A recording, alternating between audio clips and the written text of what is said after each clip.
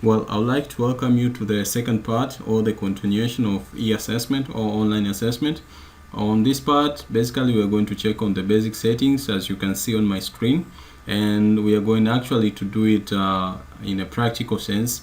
So I'll show you how we can do this in a Moodle learning management system, and I'll use the learning management system of the Open University of Tanzania, the OUT learning management system. So we are going to check how you can put these setups and how you can initiate the quiz. So what you're supposed to do, what you're supposed to have, you need to be an instructor of a particular course, and you need to access your course. For instance, I have accessed one of my course that I'm teaching, and it's kind of a demonstration course. So on this part, we have the first part, which it is the preliminary part of the course, which it has the course objective, description, the learning outcome. Then down here we are having a series of knowledge areas. It might be topics, it might be modules, it might be lecturers, and we need to select at which point we need to insert our quiz. So on my case, maybe I'll insert it in knowledge areas 3, so I can click knowledge area 3. And before, for instance, at this moment when we check on this part, we don't see any option that it gives us a room for us to add a quiz. So what I'll do, you need to scroll up, and then you shall find this button, turn editing on. So you need to click on this button to be in an editing mode. You shall wait for some seconds, and then when the editing mode is on, you'll be having this feature of adding an activity or resource. So you're going to click this. Then on this part, you're going to scroll down on the activities panel. Then you shall find a quiz. So I need to click the quiz. Then I shall click add. But before I click the add button, here you have some of the instruction or some of the informations that are based on the quiz feature. So I can click add here.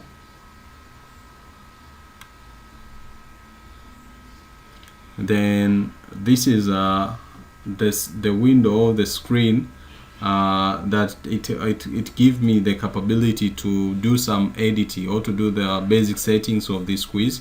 So I'll start by filling the name. So what I'll do, I'll write a quiz 1, because I'm putting this to knowledge area 3. Maybe I write quiz number 3. Then I have the place for description. Most of the time this place is used to put a short description about this quiz. You might also put some instructions or directives, or maybe some point you can say, maybe before doing this quiz you need maybe to have read a certain learning content. So some instructions, you can write just instructions or information based on the quiz.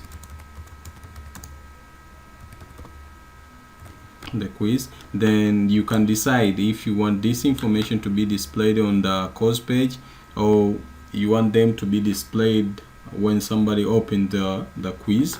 So you can decide if you prefer it to be displayed on the course page. You just need to check on this box, or otherwise you need to uncheck it. Then scrolling down, you shall find the timing part. So I have to expand this, and then when I expand this, the thing that I find them. The first setting, it is on timing. It directs me to tell the system that when this quiz has to be opened. So open the quiz in which date. So if I want to enable this one, I have to check this button, and then I can say, all right, my quiz will be accessible by default is 26 April 2020, and this is the time. Maybe this is 20 hours and 40 41 minutes, I can just leave it in that way. But if I want it to be accessible tomorrow, I can just change the date, something like that. Then you can also, let me put 26, so as we can have a capacity also to test it. Then close the quiz. The quiz also should be closed when you can, if you want to use this feature. And I advise you to use when both of these, opening and closing of the quiz, to have a certain sense of control. So I can set when should this quiz closes. Maybe I want this quiz to be maybe for a single day, 24 hours. So I can put I want it to be closed on 27th of April. The same time, just a duration of 24 hours. Then I have to put a time limit. This will manage our student when he or she accesses this quiz. He or she has to know that the questions that are within this quiz, how many hours or the duration of attempting of those questions. So I might say, maybe if I want to use this feature, I have to enable it. Then I can say maybe 30 minutes, or let's say 20.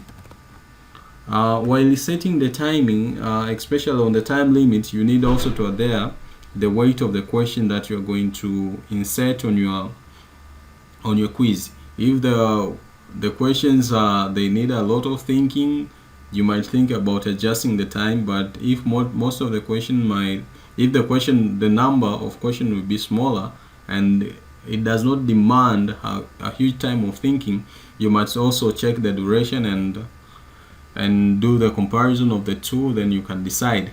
But also the time limit also can be set in hours, minutes, seconds, days, weeks. So in my case, I might decide to put minutes.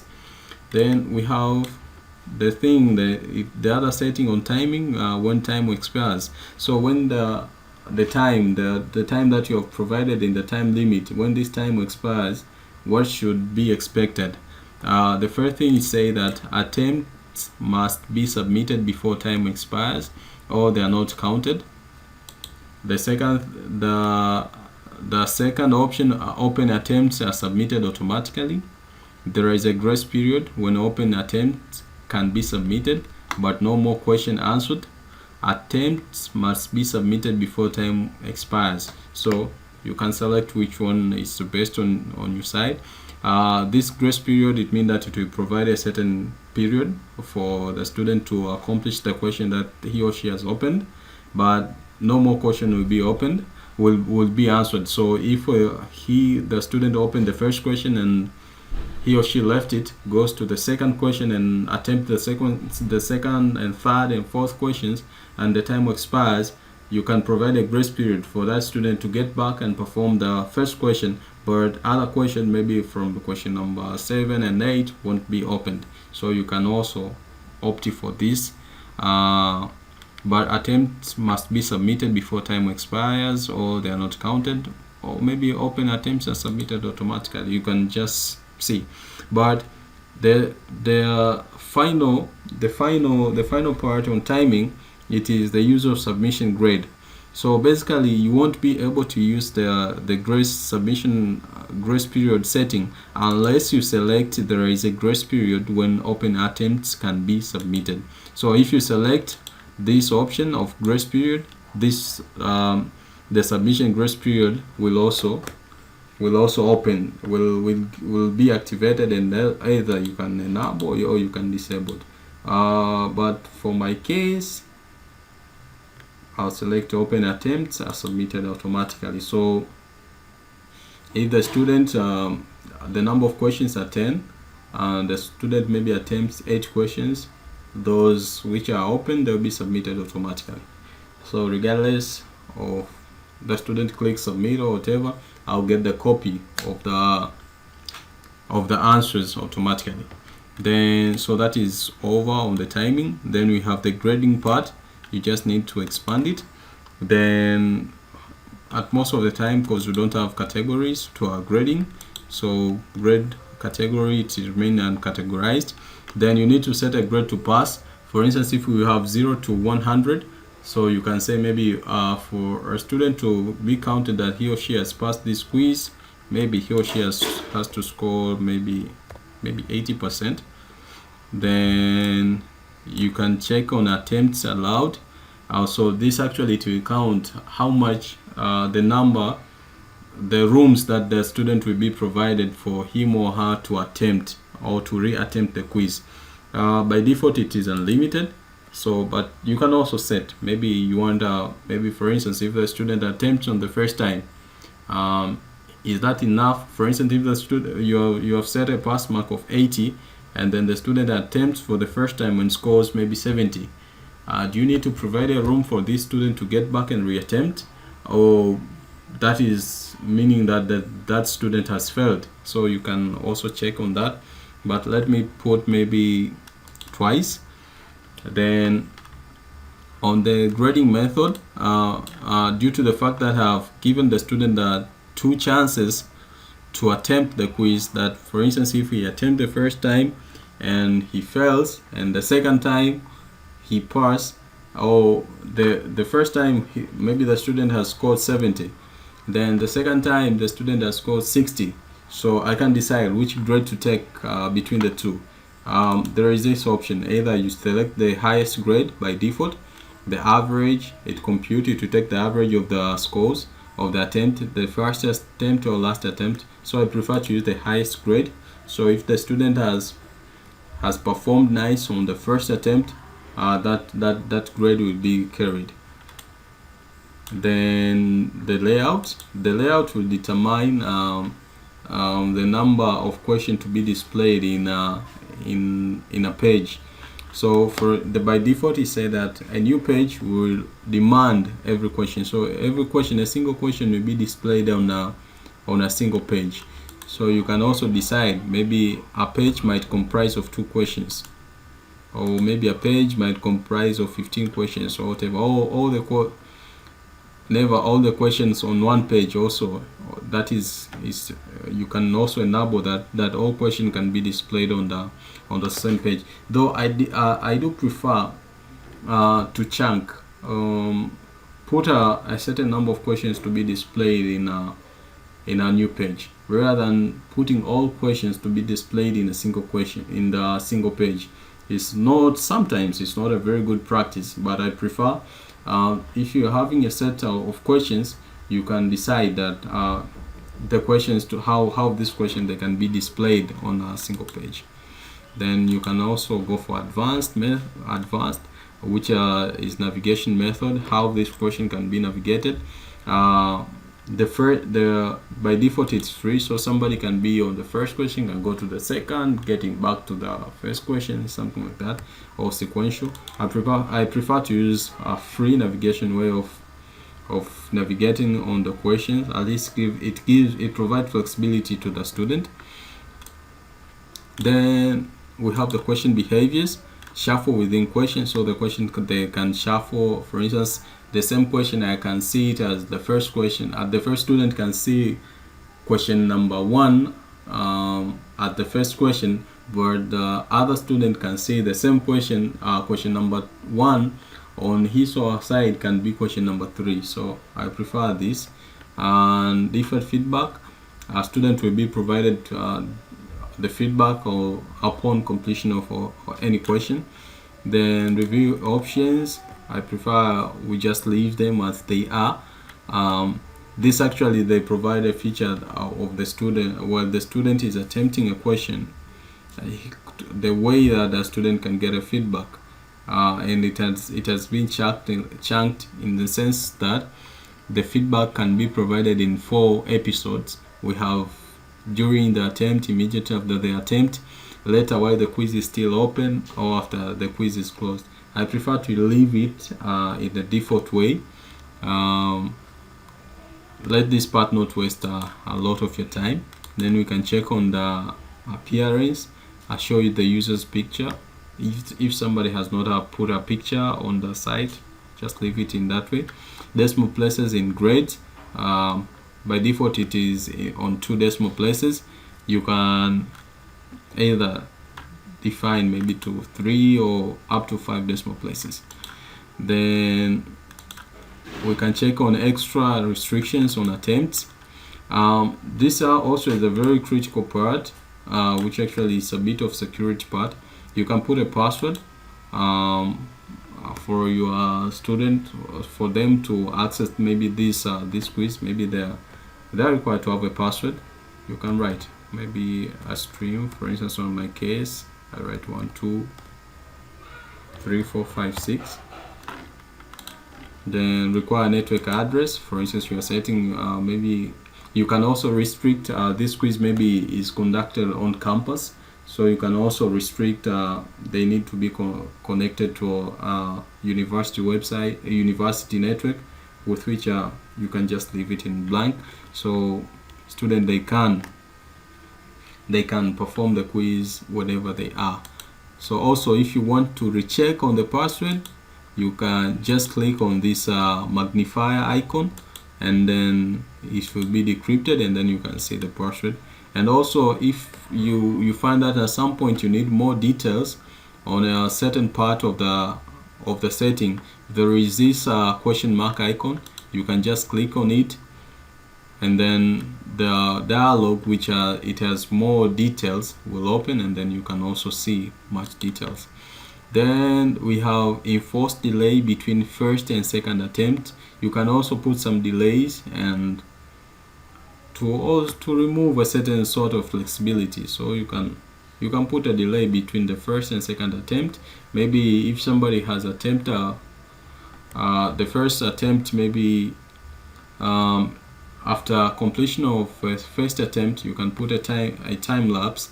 Maybe if you have performed the first attempt, maybe at this time you need to stay like after 2 hours, then you do the second attempt. It's all up to you. But if you want to use that feature, you can just click enable. You can either select by minutes, by week, by hours, or whatever. But remember, anything that you set it here, it should align with your timing part. Then we have the overall feedback. You can click on this. For instance, if somebody scores 100%, you can say maybe excellent. You put a boundary maybe between 100 maybe to 80. So from 80% to 100 it is excellent. Maybe from, you can add more 3 fields.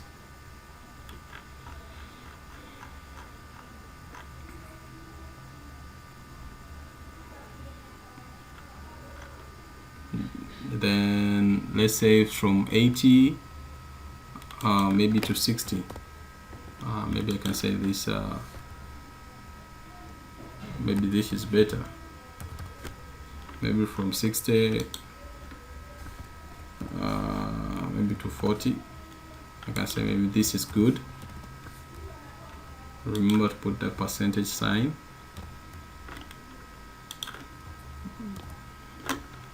Maybe from 40 to 20. Let's say maybe satisfactory. Maybe to 0%. Like I say, this is failure.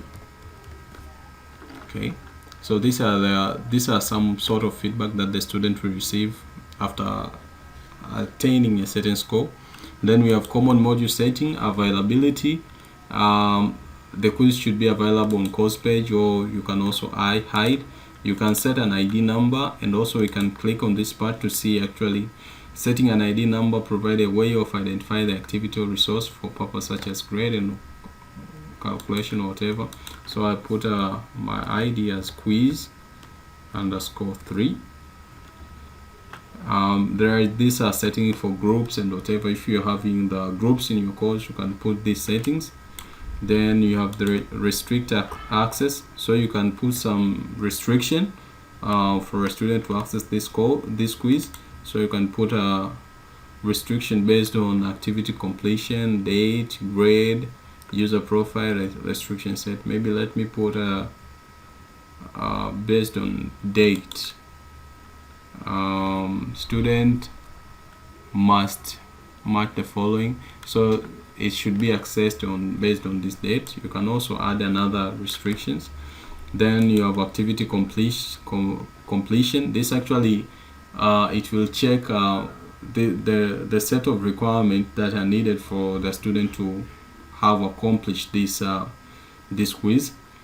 So student can manually mark the activity as completed or show activity as complete when the conditions are met.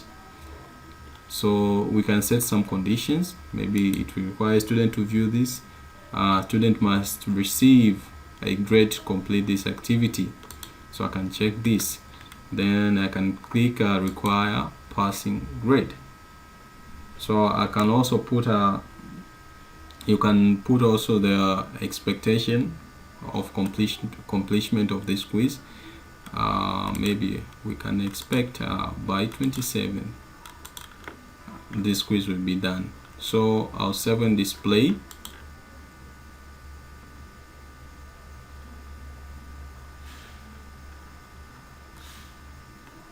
Okay, we have an error. It says that the grade to pass cannot be greater than the maximum possible grade of 10.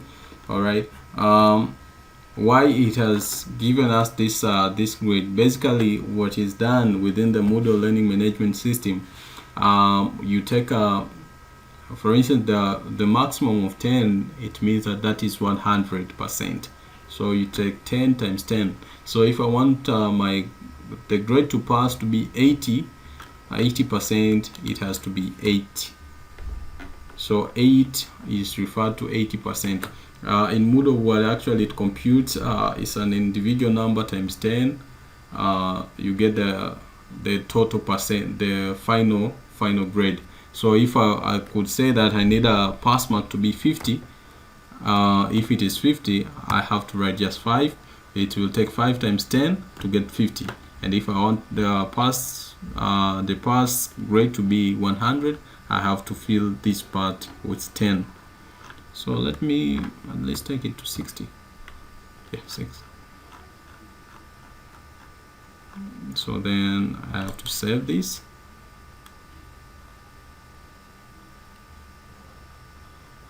All right, so basically after saving, it tells us the number of attempts, and this quiz is open at Sunday at that time. The quiz will closes on Monday at that time. To attempt this quiz, you need to know the quiz password. So as I said earlier, there is a certain password that we said. So thank you for taking part on this second part of the series, which actually we have just done the basic settings of our quiz. Thank you.